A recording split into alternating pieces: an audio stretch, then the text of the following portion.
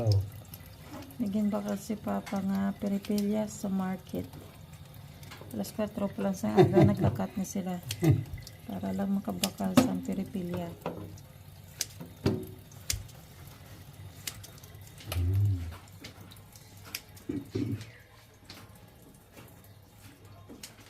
Ano mo na sa pagluto pa? Chicharon galing. Chicharon bulaklak. Chicharon bulaklak. Tapos ang peripilya. Siya na. Ngayon gustong-gusto ng apo ko ni Sal. Oh, gusto sang apo ni Papa ang chicharon bulaklak eh. At si Mama. Sarap daw. Tsaka si Mama. Mama Inday. Pinunod niya sa pukpok. Baboy na ang good din.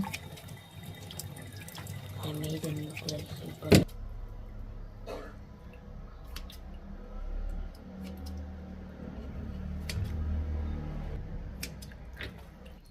Dugay na wala ka ang peripilya. Sa wakas mga kao naman ulit.